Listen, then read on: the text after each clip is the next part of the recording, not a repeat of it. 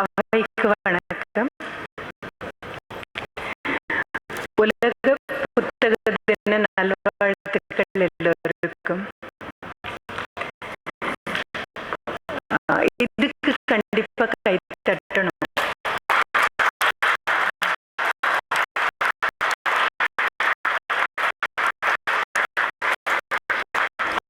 என்ன காரணம் அப்படின்னா,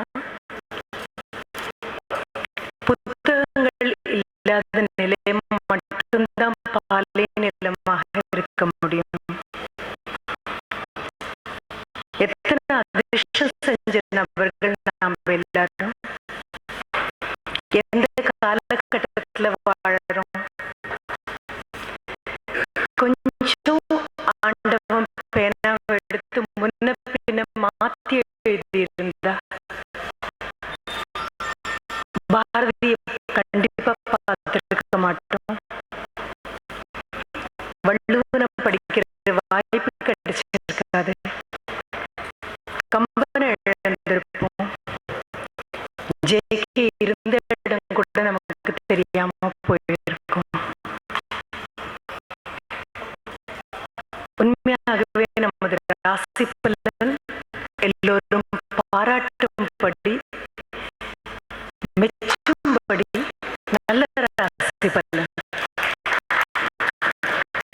எல்லாருக்கும் இவ்வளவு அழகான வாய்க்க பெறாது. சகృదயர்களோட ஒரு கூட்டம். எல்லாருடைய மனநிலைமையும் ஒரே மாதிரி இருக்கு. ஒரே அமைதியை நோக்கி ஒரே தவம் இயக்க ஐம்புலன்களும் ஒரு விஷயத்தை மட்டுமே யோசிச்சு யோசிச்சு ஆசைப்போட்டு அடுத்தவர்கள் கொடுக்க வேண்டாத ஒரு உற்சாகத்தை அவரவர்களாக அவங்களுடைய ஆன்மாவுக்குள்ள அனுபவிக்கக்கூடிய நிமிடம் இது.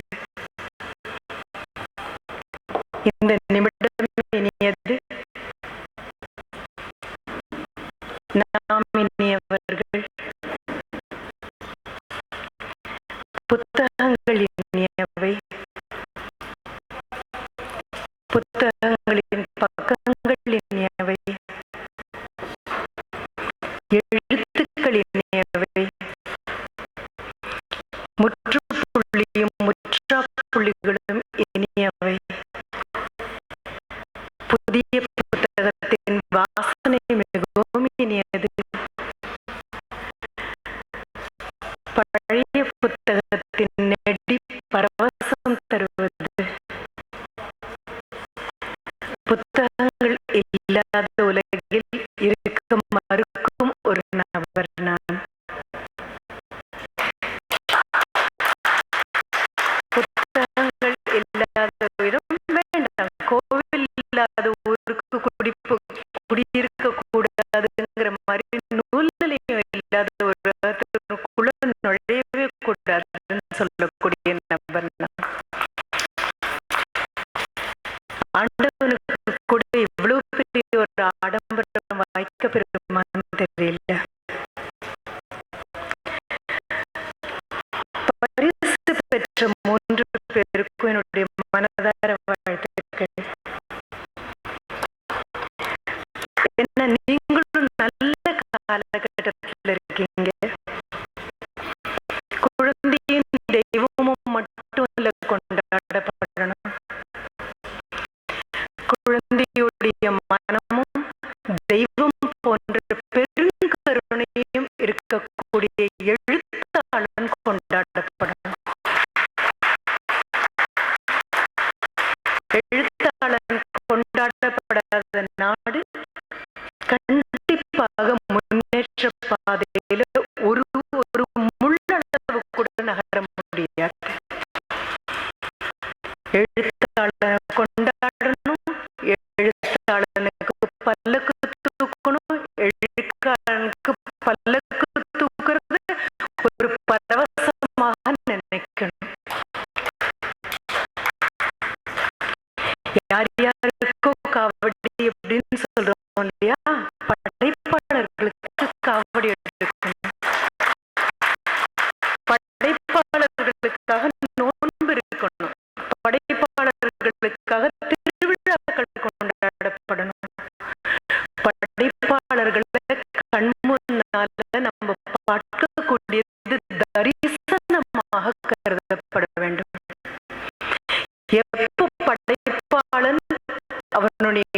அவனுக்கு நமக்கு கண்ணுக்கு தெரியக்கூடிய அந்த காட்சி ஒரு தரிசனமாக ஒரு வாசகனுக்கு தெரியுதோ அப்போது குரு பீடம்தான்.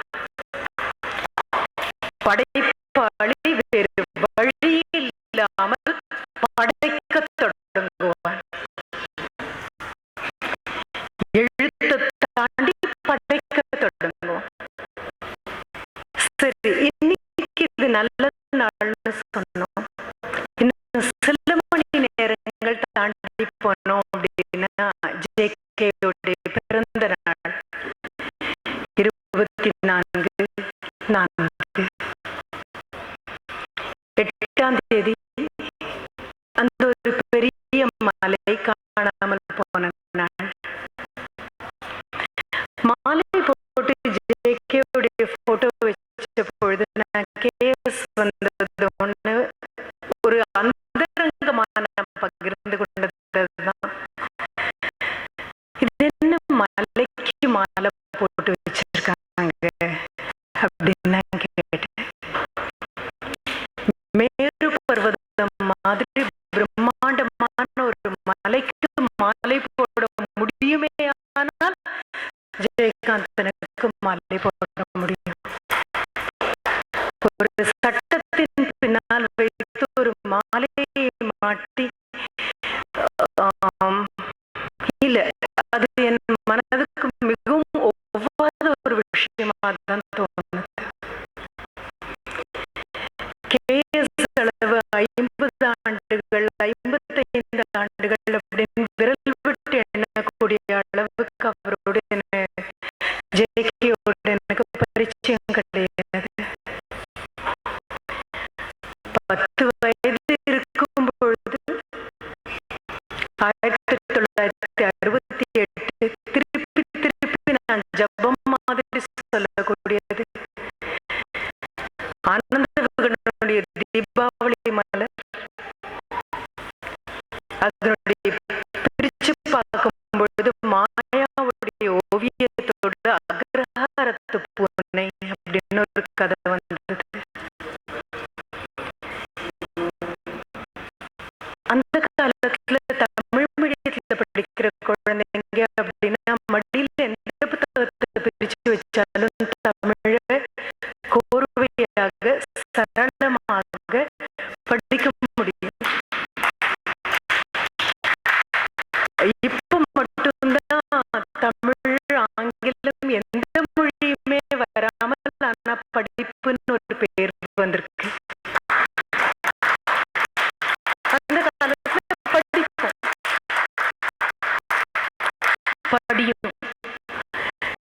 கதையினுடைய பெயர் மட்டும் அல்ல, அது யார் ஓவியம் வரைஞ்சிருக்காங்கிறது உட்பட எல்லாம் படியும். எங்களூர் மிகவும் அழகான ஊர். எங்களூர் அக்ரஹாரம் மிகவும் அழகாக இருக்கும். அந்த ஊரில் இருக்கும் எல்லோரும் அழகாக இருப்பார்கள். நீங்கள் அழகு என்றால் என்ன நினைக்கிறீர்களோ எனக்கு தெரியாது. யாரை பற்றி நினைத்தால் மனதிற்கு இன்பமாக இருக்குமோ அவர்கள் எல்லாரும் அழகானவர்கள் தானே அப்படின்னு தடாலடியா ஒரு முன்னுரையில தொடங்கும் அந்த கதை. ஒரு விஸ்வரூபம் அப்பதான் மனசுல நான் பார்த்தேன். இன்னைக்கு இன்னொரு முக்கியமான நாள். 1616 23 ஏப்ரல் உலக மகாகவியாக கொண்டாடப்படக்கூடிய ஷேக்ஸ்பியர் பிறந்து 400 ஆண்டுகள் ஆயிடுச்சு. பள்ளிக்கூடம் போகல, லாட்டின் தெரியாது, கிராமர் தெரியாது. 154 சானட் அப்படிங்கிற வகை பாடல்களும் 37 நாடகங்களும், அதுலயும் உலகத்துல யாராலையும் மிஞ்ச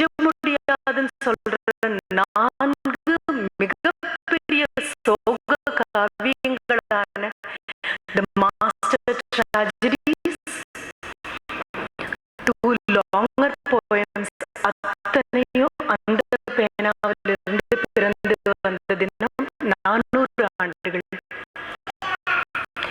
இதை விட நல்ல நிமித்தம் என்ன கிடைக்கும்?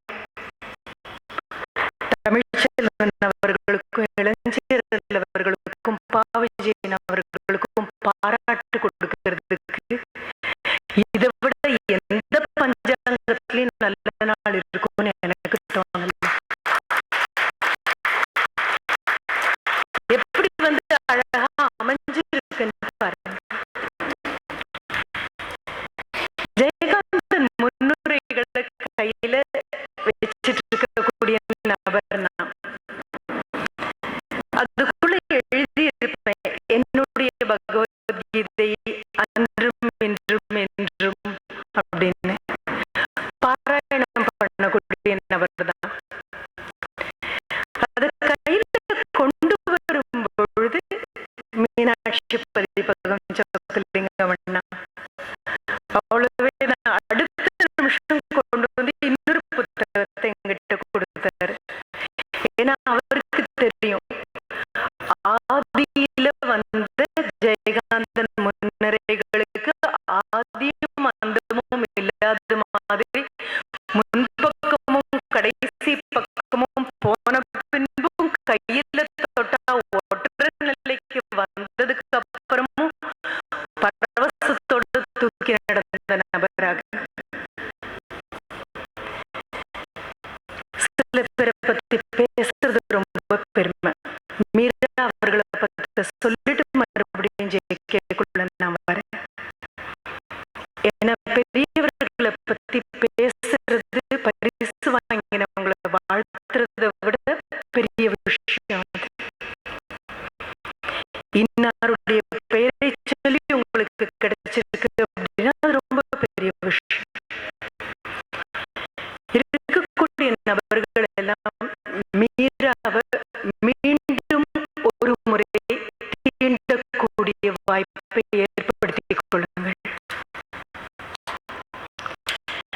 ஏன்னா காலம் தாண்டி போனதுக்கு அப்புறம் நமக்கும் ஒரு முதுமையை நாம தொட்டதுக்கு அப்புறம் ஐயோ இதை இழந்துட்டோமே, இந்த பாடல்களை இந்த பருவத்துல படிக்காம விட்டுட்டோமே அப்படின்னு வருத்தப்படக்கூடிய ஒரு சூழல் வரணும். அப்படின்னா மீராவின் கவிதைகளை if you have ever missed Meera, this is the right time to get back to him once again. கனவுகள் பிளஸ் கற்பனைகள் இஸ் ஈக்குவல் டு காகிதங்கள் அப்படின்னு தொடங்கின பொழுது I was in my MA. ரொம்ப சுவாரஸ்யமாக ஒரு மரத்தடியில நிழல் கூட இல்லாமல் சொட்டி கொண்டிருக்கக்கூடிய அந்த நிழலுக்கு கீழே ஒரு 10 பேரா உட்கார்ந்து பிரிச்சு படிச்ச பொழுது, உன்னை பார்த்த போது என் மனதில், நீ என்னை பார்த்த போது என் மனதில் முள் தைத்தது, முள்ளை முள்ளால் தானே எடுக்க வேண்டும், எங்கே இன்னொரு முறை பார் அப்படிங்கிற கவிதையை படிச்சு இவ்வளவு எளிமையாக தமிழை கொண்டு வந்து வீட்டு முற்றத்தில் ஒரு நபரால வைக்க முடியுமா அப்படின்னு ஆச்சரியப்பட்டது மீராவை பார்த்து. ஏன் ஜேகே கொண்டாடுறோம் அப்படிங்கிறதுக்கான காரணத்தை நான் முன்வைக்கிறேன். மடத்துல போய் உட்கார்ந்து அவர் பேசக்கூடிய பேச்சுகளை கேட்கக்கூடிய எந்த வாய்ப்பும் எனக்கு கிடையாது. ஜேகேயோட எனக்கு இல்லாத எல்லா பரிச்சயமும் அவருடைய கதாபாத்திரங்களோடு உண்டு. சாரங்கனோடு விரல் கோர்த்து நான் எத்தனையோ நேரம் உட்கார்ந்து சண்டை போட்டது உண்டு. கௌரி பாட்டியோட ஆட்டோகிராஃப் கேட்கிற அளவுக்கு அவளை புகழ்ந்து கொண்டாடின நாட்கள் உண்டு. கங்கை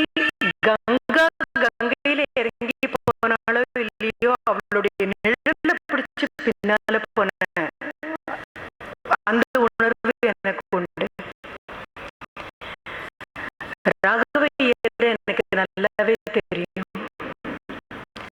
ராமநாதன் இன்னும் அழகாகவே தெரியும். சீசர் அப்படின்னு சொன்னா பின்னால வரக்கூடிய நபர் யாருன்னு எனக்கு தெரியும். இத்தனை பேரையும் கைய பிடிச்சு கூட்டிட்டு போகக்கூடிய எனக்கு கிடைச்ச மிகப்பெரிய அனுபவம் ஒரு ஆசிரியராக. அப்படி ஒரு காலம் இருந்து ஆசிரியராக என்னுடைய மாணவர்கள் கிட்ட ஜேகே எப்படியாவது கொண்டு போய் சேர்க்கணும் அப்படின்னு நான் விரும்பின பொழுது மடத்தில் இவங்களுக்கெல்லாம் என்ன அனுபவம் கிடைச்சதோ அந்த அளவு அனுபவமே எனக்கு வகுப்பறைகளிலும் வகுப்பறை தாண்டி என்னுடைய அறையிலையும் எனக்கு கிடைச்சது. ஒரு 18 வயது மாணவியாக நான் சில நேரங்களில் சில மனிதர்கள் நூலகத்தில் கல்லூரி நூலகத்தில் என் கைவசம் வந்த போது அதை நான் படிச்ச பொழுது பக்கத்துல இருந்த ஒரு ஆசிரியர் என்ன புத்தகத்தெல்லாம் எடுத்து வச்சு படிக்கிறாங்க பாருப்பா, இதெல்லாம் உருப்படுமா அப்படின்னு கேட்ட நாட்கள் எத்தனை சத்தியமோ அத்தனை சத்தியம். அந்த ஆசிரியர்கிட்ட அந்த புத்தகத்தை நூலகத்தை திருப்பி வைக்கும் போது நான் கேட்டேன், நான் படிக்க கூடாத புத்தகம் அப்படின்னா அது எதற்காக நூலகத்துக்கு வந்தது? அப்படி வருத்தப்பட்டது எத்தனை சத்தியமோ அத்தனை சத்தியம். என்னுடைய மாணவர்கள் என்னுடைய அறையில வந்து உட்கார்ந்து கண்ணுக்குள்ள பார்த்து வெங்கு மாமா கதாபாத்திரத்தை என்னோட விமர்சிக்கிறாங்க. கூச்சம் இல்லை, தயக்கம் இல்லை, நாணம் இல்லை, தப்பான எண்ணங்கள் எதுவும் இல்லை. வெங்கு மாமா கதாபாத்திரமாக இருக்க வெங்கு மாமாவுக்கு பரிபூர்ண உரிமை உண்டு அப்படின்னு வாதாடுற குழந்தைங்கள என் குழந்தைங்க வந்து உட்கார்றாங்க. பெண்களும் ஆண்களும் தங்களுடைய totally unconscious about their gender. Gender முற்றிலுமாக காணாமல் போக்கிவிட்டு முன்னால் உட்கார்ந்திருப்பது ஒரு ஆசிரியர், என் முன்னால் இருப்பது மாணவர், எந்த விதமான வித்தியாசமும் இல்லாமல் ஜெயகாந்தனுக்கு கிடைக்காத பேரானந்தம் பெற்ற அனுபவங்கள் வாய்க்க பெற்ற நபர் நான். அவருக்கு இப்படிப்பட்ட மாணவர்கள் கண்டிப்பாக கிடைச்சிருக்க மாட்டாங்க. என்னுடைய அறையில வந்து உட்கார்ந்து 18 வயதான ஒரு மாணவி அந்தரங்கம் புனிதமானதை பத்தி ஆர்கியூ பண்றாங்க. எந்த யுகத்துல அவர் இருந்திருக்காரு மேடம்னு கேக்குறாங்க. 2016 அந்தரங்கம் புனிதமானது காட்டக்கூடிய காட்சிகளுடைய விசுரூபத்தை புரிந்து கொண்ட மாணவர்கள் எனக்கு வாய்க்கப்பட்டிருக்கேன். நான் ஆடுநாற்காலிகள் ஆடுகின்ற கதாபாத்திரமும் ராஜாராமன் வரக்கூடிய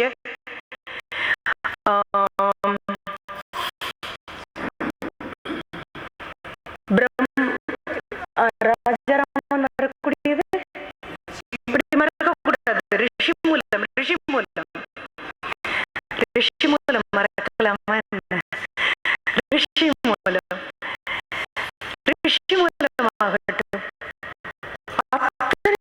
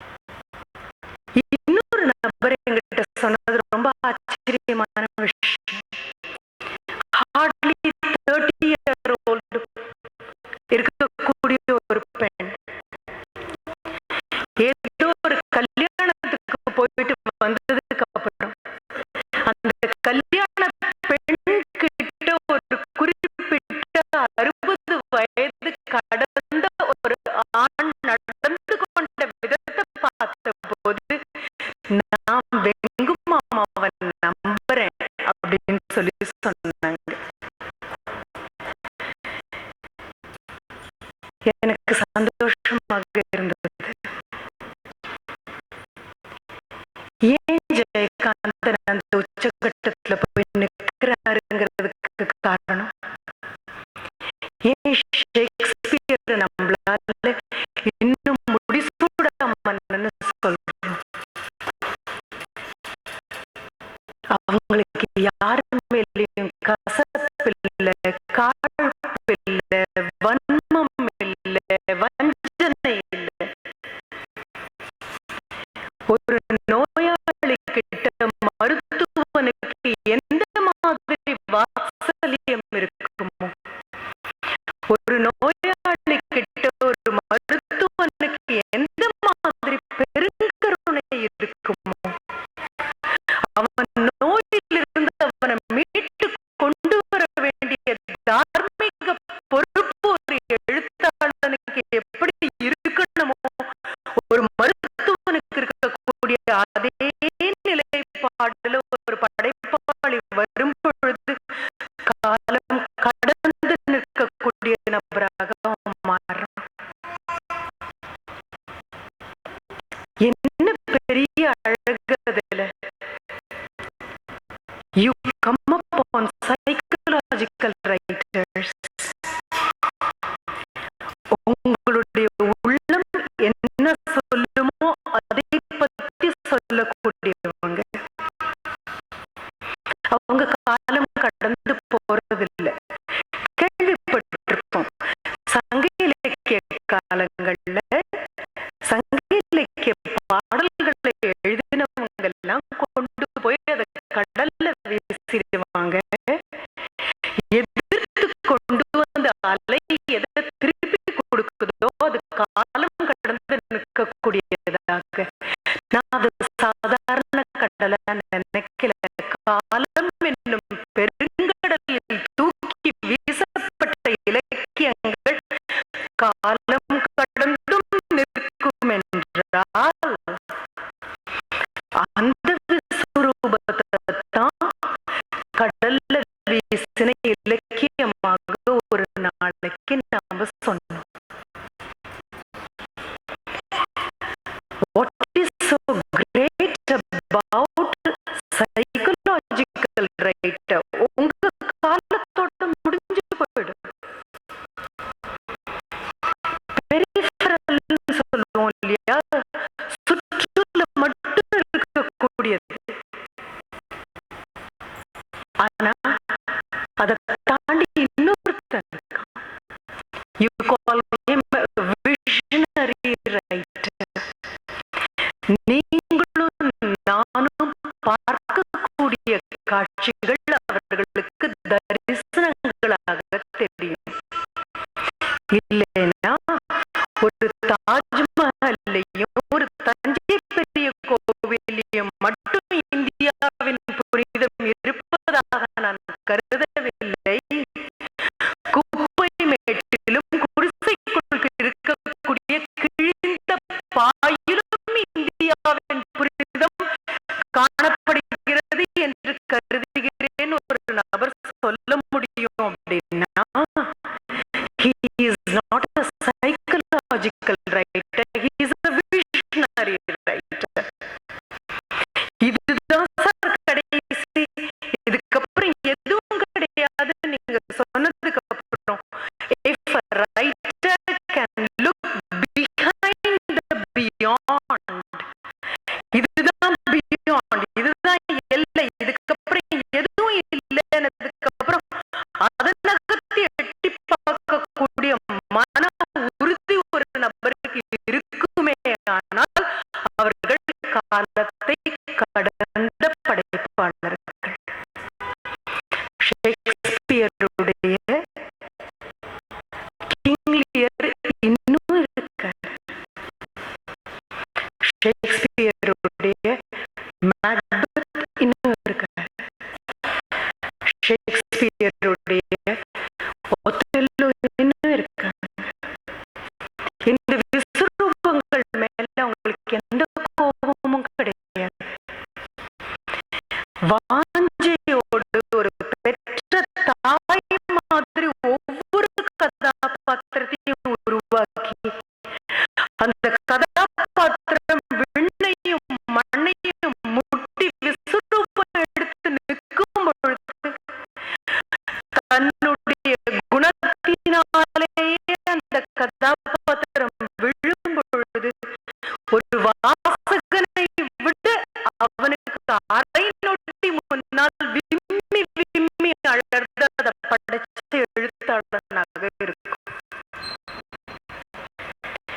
ஷேக்ஸ்பியர் கையை தாண்டி அவனுடைய கதாபாத்திரங்கள் போன போது his King Lear, his Macbeth, his Othello, right, and his Hamlet, none of these plays end.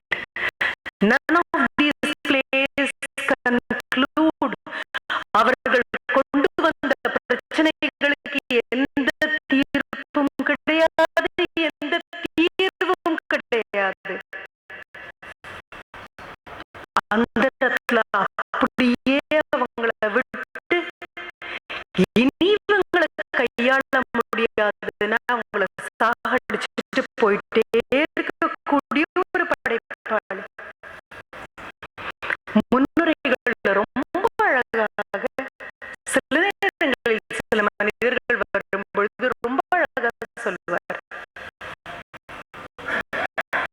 சீதைக்கு அக்னி பிரவேசம் வந்ததில் நமக்கு யாருக்கு சந்தோஷம்?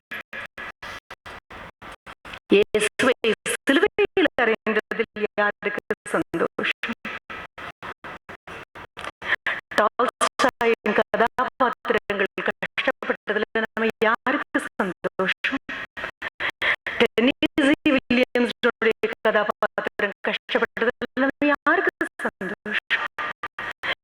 வாழ்க்கை நீங்களும் நானும் விரும்பும் இடத்தில் போய் நின்று கொள்வதில்லை அப்படின்னு சொல்வார்.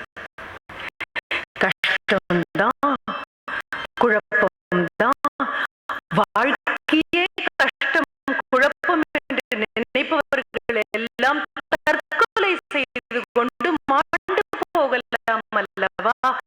அவர்கள் இன்னும் தற்கொலை செய்து கொள்ளாமல் கதைகளையும் கவிதைகளையும் இலக்கியங்களையும் படித்துக் கொண்டிருப்பார்கள் என்றால் அதற்கு ஒற்றை காரணம்தான் இருக்கிறது. இன்னும் வாழ்க்கையில் எல்லோருக்கும் நம்பிக்கை இருக்கிறது.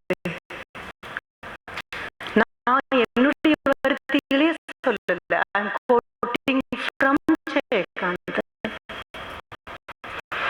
அதனால these are all archetypes அப்படின்னு சொல்லுவோம். இன்னைக்கு நமக்குள்ள ஒரு கர்ணன் உங்களால பார்க்க முடியும், இன்னைக்கும் உங்களுக்கு ஒரு துரியோதனை பார்க்க முடியும், இன்னைக்கும் ஒரு சகுனியை பார்க்க முடியும், இன்னைக்கும் ஒரு கூனியை பார்க்க முடியும், இன்னைக்கு ஒரு ராமனை பார்க்க முடியும், இன்னைக்கு ஒரு ராவணனை பார்க்க முடியும். இத்தனை நபர்களை பார்த்ததுக்கு அப்புறமும் பார்த்து முடிச்சதுக்கு அப்புறம் அவர்களை அவர்களாகவே ஏற்றுக்கொள்ளக்கூடிய பக்குவத்தை உங்க மனசுக்கு கொடுத்திருக்காங்கன்னா இலக்கியத்தால மட்டும்தான் முடியும். Accepting people as they are and respecting them for what they are. இப்படி எல்லாம் இவர்கள் இருந்தால் எப்படி இருக்கும் அப்படின்னு கையில ஒரு தோட்டக்காரனுடைய கத்திரிக்கோலை எடுத்துக்கிட்டு அங்க வெட்டி இங்க வெட்டி இங்க வெட்டி அங்க வெட்டி ஒருத்தர் நம்ம மாதிரி மாத்தணும் அப்படின்னா ஆண்டவன் அறிவில்லாதவனா போயிருப்பான். இயற்கை சுத்தமாக ஏமாளியாக போயிருக்கும். ஒரு சின்ன நாற்றங்கள் பக்கத்துல ஒரு வாய்க்கால் ஓடக்கூடிய அந்த இடத்துல போய் பார்த்தீங்கன்னா 4 வேப்ப மரம் முளைச்சிருக்கு. அரஜான உயரத்துக்கு அந்த ஒவ்வொன்றும் வேப்ப நாத்து வரும்போது பார்க்க ஒரே ஜாடையா இருக்கும். 10 வருஷம் கழிச்சு போய் பார்த்தீங்கன்னா ஒவ்வொன்றும் ஒவ்வொரு பக்கம் திரும்பிட்டு இருக்கும். எல்லாம் வேப்ப மரங்கிறது எவ்வளவு சத்தியமோ அவ்வளவு சத்தியம். எந்த பக்கம் கிளவிடுவேன், எந்த பக்கம் திரும்புவேன், எப்படி நிமிருவேன், எப்ப மடிவேன் அப்படின்னு அந்த விதை முடிவு செய்திருக்கும். அதே மாதிரிதான் கதாபாத்திரங்கள். இப்படி இருக்கலாமா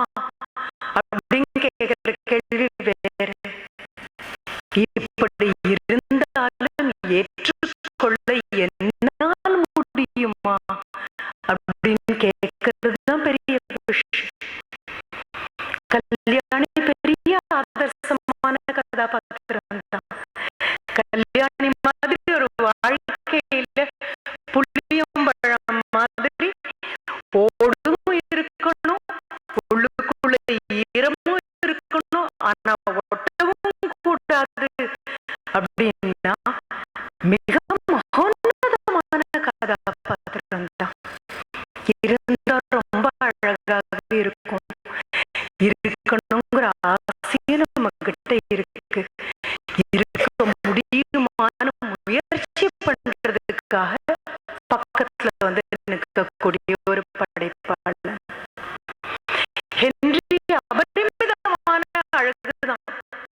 ஹென்றி மாதிரி ஒரு கதாபாத்திரம் கிடைக்குமா? ஏன் பொம்பளையே பார்த்தது இல்லையா?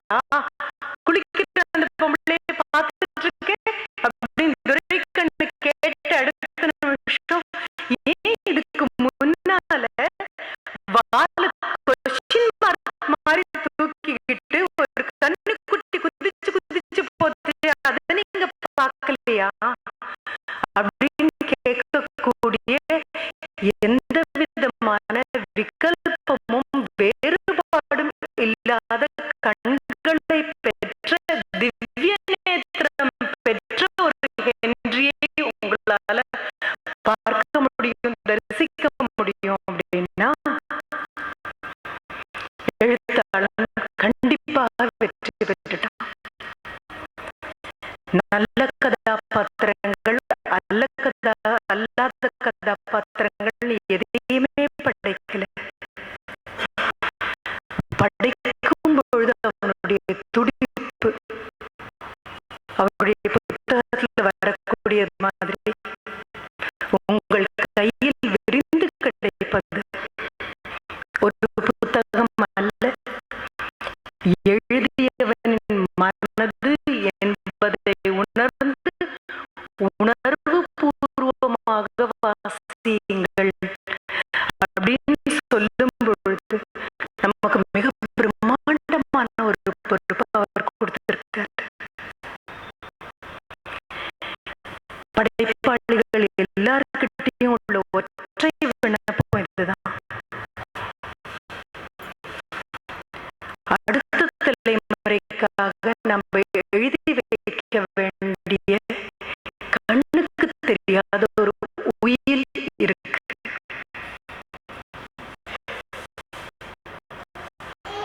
அடுத்த தலைமுறை நம்ம விட ஆரோக்கியமாக இருக்கணும். மருத்துவ ரீதியாக ஆரோக்கியத்திற்காக நம்ம எழுத வேண்டிய ஒரு உயில் அது.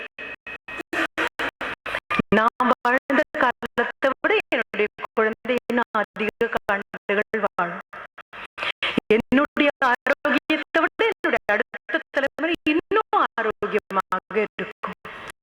சரி, உடல் ரீதியாக அதுக்கு அடுத்தது ஏழ்மை. நான் பட்ட ஏழ்மை என்னுடைய குழந்தை கண்டிப்பா படக்கூடாது, அதனுடைய குழந்தை கண்டிப்பா படக்கூடாது. அது கூட ரொம்ப வருத்தப்பட்டு சொல்லுவாரு, ஒரு குழந்தையின் காவலுக்கு அதன் தாய் தகப்பன் மட்டுமே பொறுப்பு என்று நிற்கக்கூடிய சமுதாயத்தை என்ன சொல்வது? குழந்தைகளுக்காக அவர் எழுதின கதையில சொல்லுவார், ஒரு குழந்தை எங்கேயோ அழுதுன்னா அது பெற்றவங்க மட்டும்தான் வந்து காப்பாற்றணும் அப்படின்னு நினைக்கக்கூடிய சமுதாயம் என்ன மாதிரி சமுதாயம் கேட்பார்.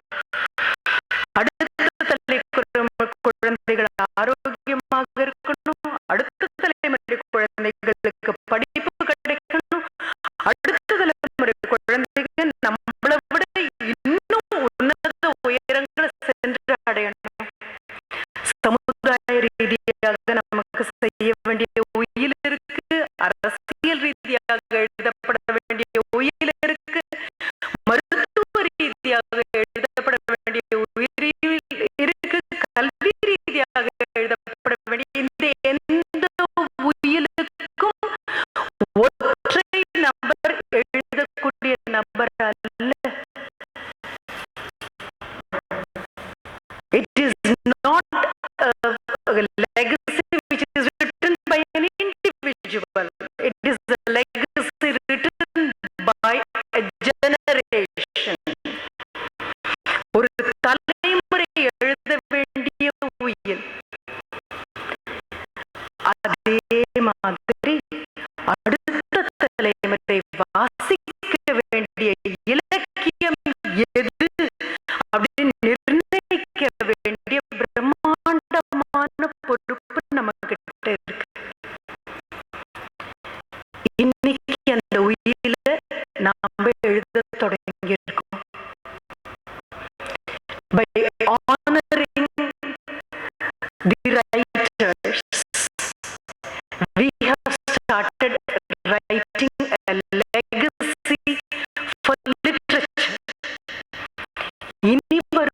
காலத்தில் என் குழந்தைகள் கையில் கிடைக்கக்கூடிய புத்தகங்கள் எவை, அவற்றின் தரம் எவை, அவை வாழும் நாட்கள் எவை, அவை கொண்டாடப்பட வேண்டியது எப்படி, வகுப்பறைகளை கொண்டு போய் அவை சேர வேண்டியது எப்படி,